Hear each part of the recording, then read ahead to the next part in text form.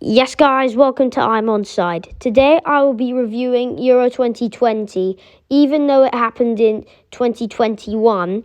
But we're gonna go right into what the games were, who won the games, who were the top scorers, who were the favourites, and yeah, what I was expecting in truth.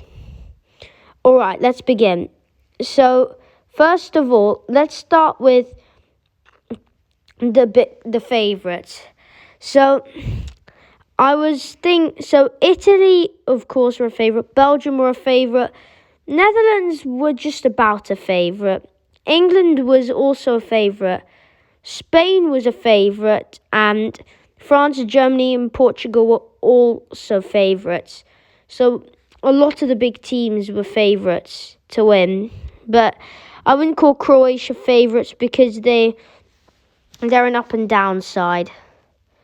But anyway, let's go take a look at the first game and what happened. So we had this happen. In our first game of the Euros on the first day, we had Turkey versus Italy. And it all happened in the second half. As you can see, Italy clearly dominating, clearly going through Turkey, but really wanting to win. And we'll get on to them a bit late about who won the Euros a bit later. Next game was Wales versus Switzerland. It was I thought Switzerland were going to take this one, not going to lie, but at the same time, I still felt that Wales could pull a draw or a victory. This next game was a tragic one. Even Finland won, but it was a very interesting one. Let's go because we'll go back by a bit because a lot happened.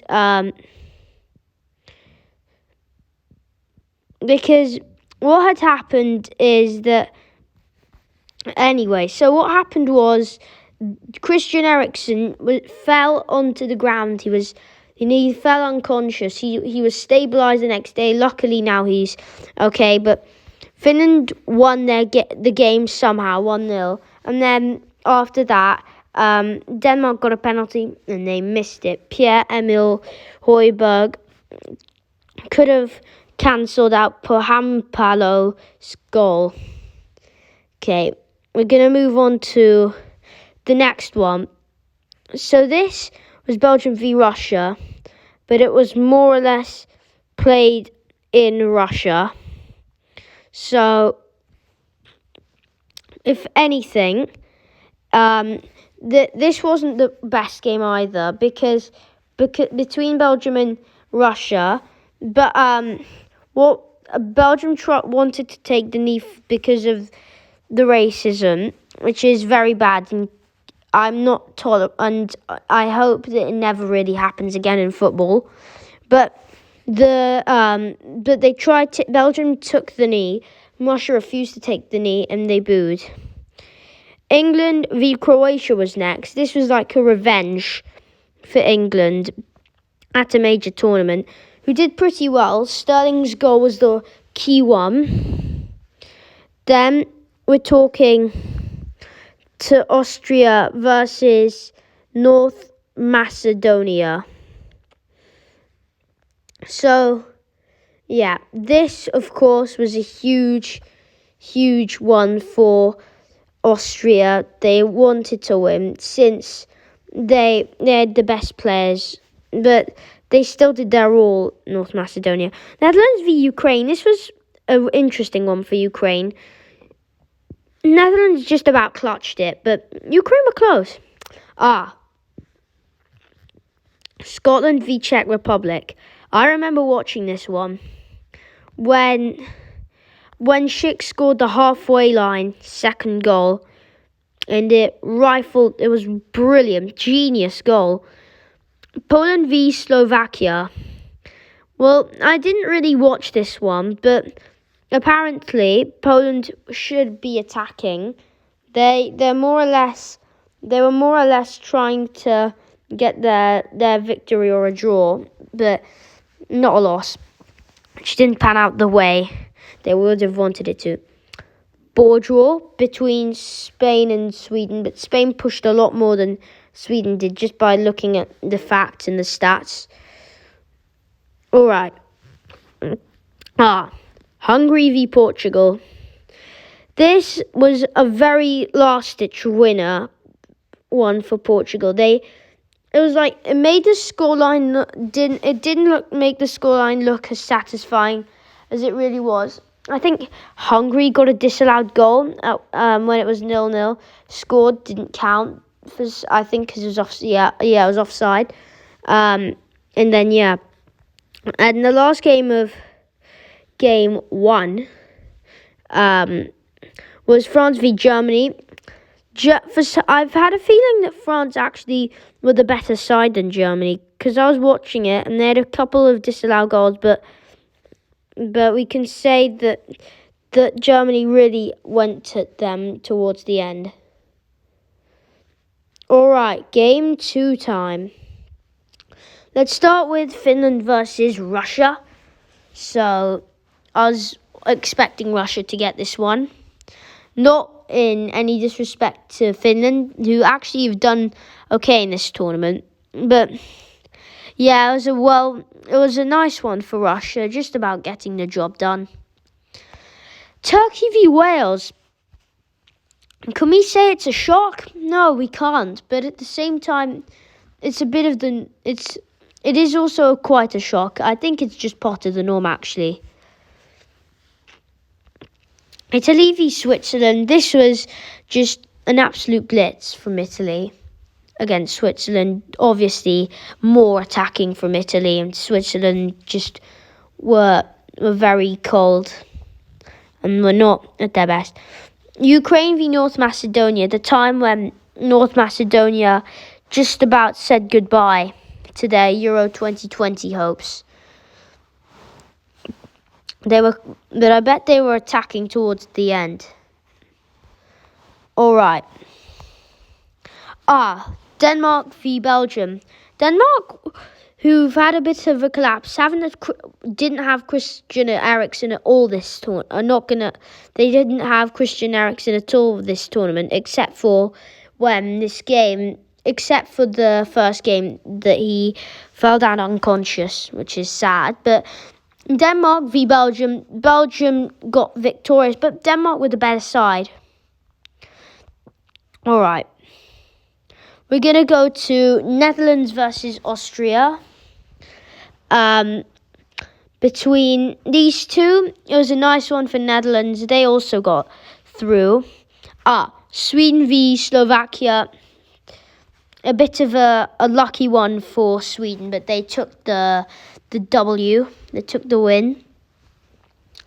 Between Croatia and Czech Republic, it was interesting. It was a lot of on the ball, but I think, if anything, it was a very evenly matched game.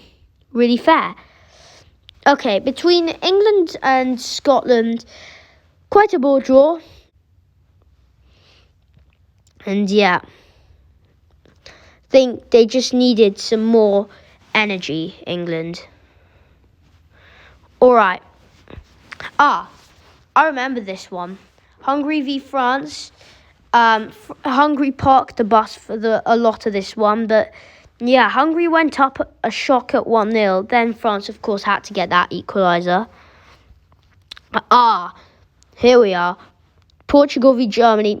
This is when Germany really came to light in this tournament. They really showed up against a Portuguese team. All right. Spain versus Poland.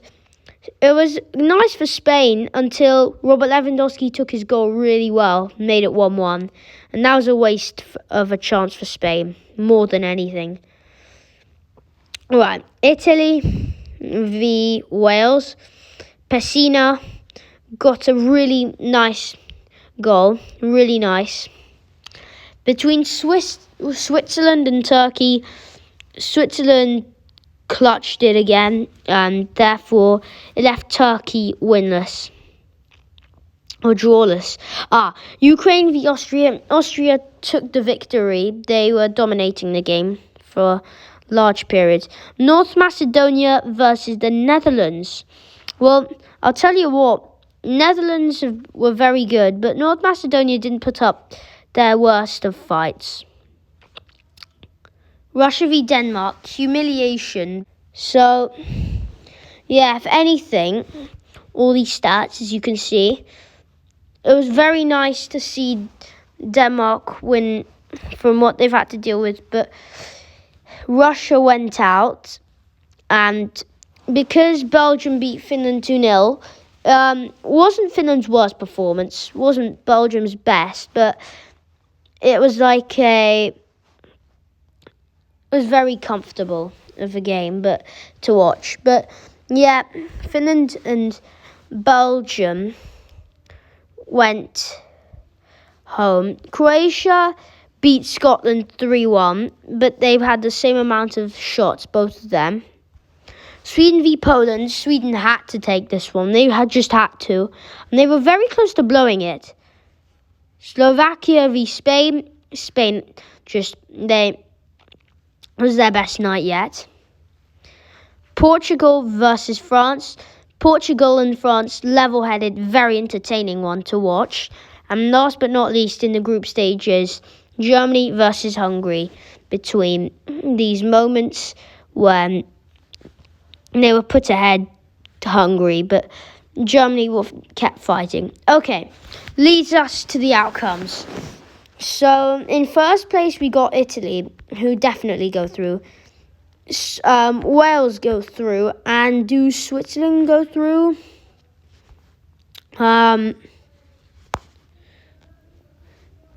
Do they go through? Yes, they did. They did go through.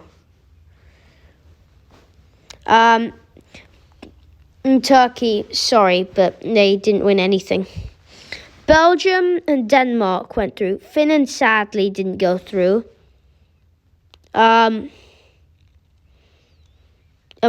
Russia just couldn't hold the metal.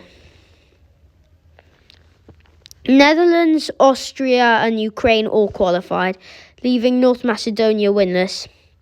England, Croatia, and Czech Republic all made it through. Sweden, Spain, both made it through.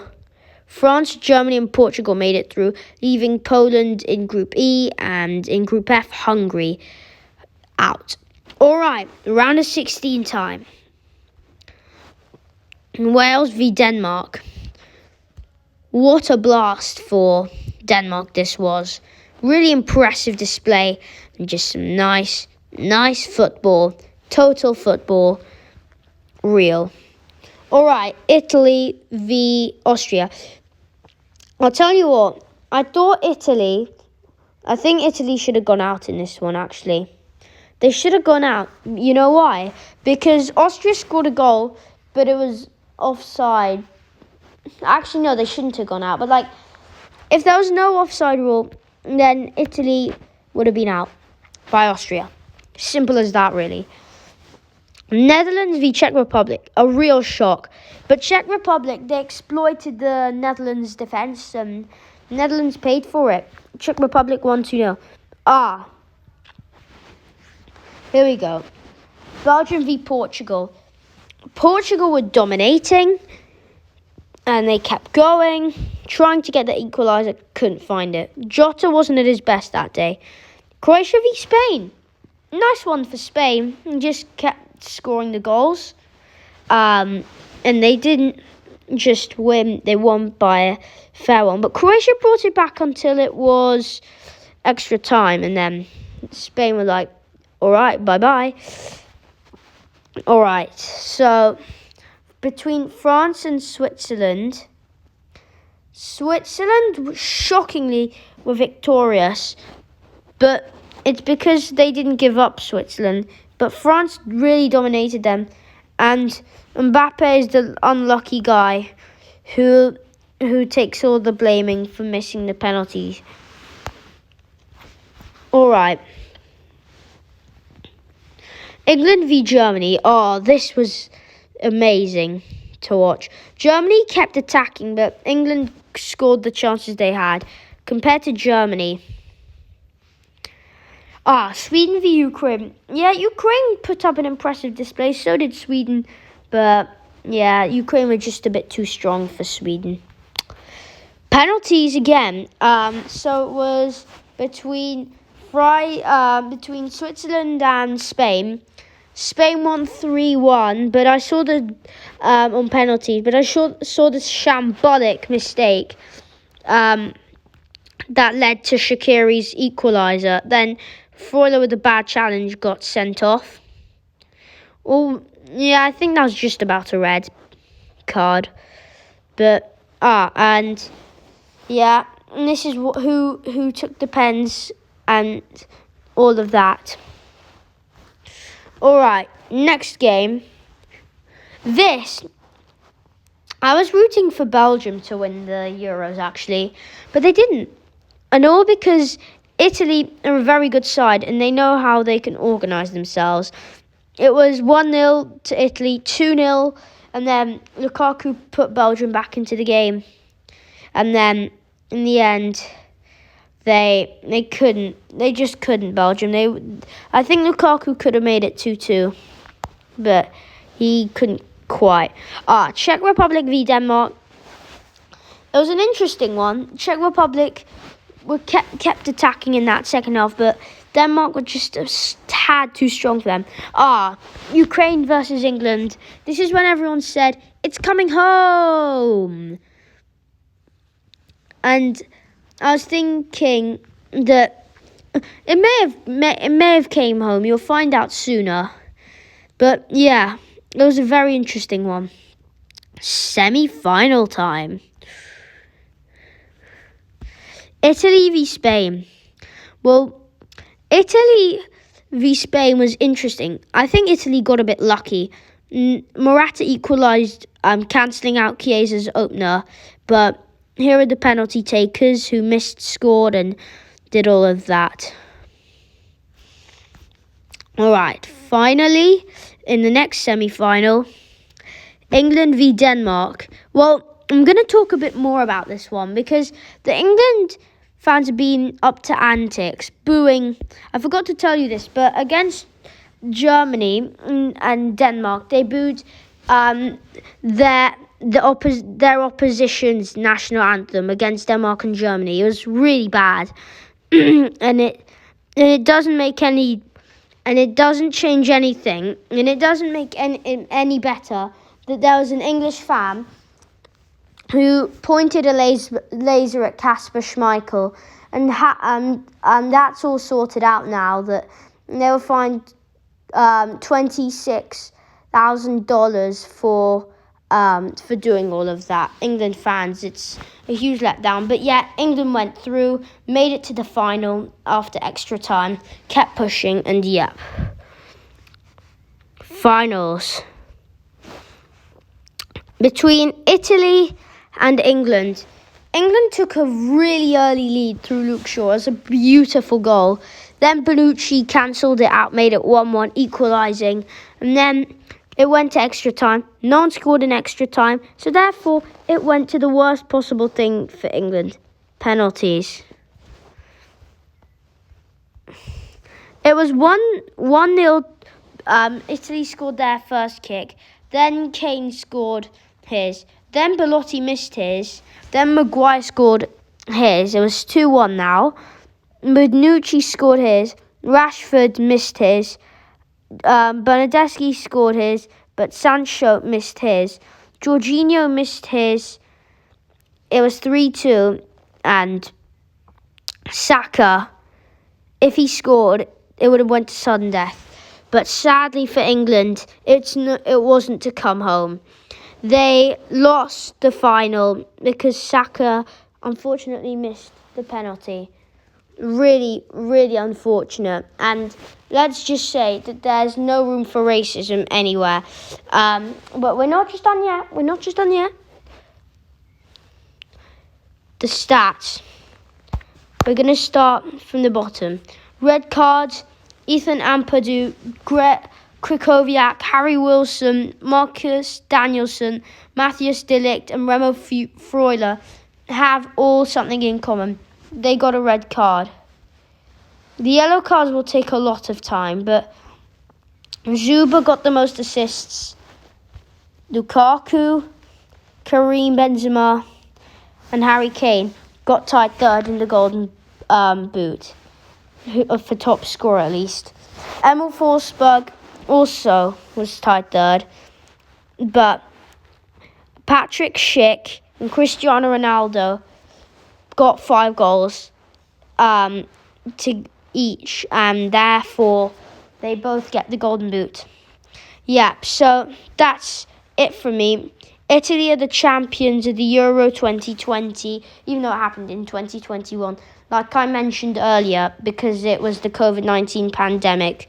And there's no room for racism. England have been their fans have been very disrespectful, but I think that's all sorted out now. Thank you for watching this video, and I'll see you in the next one.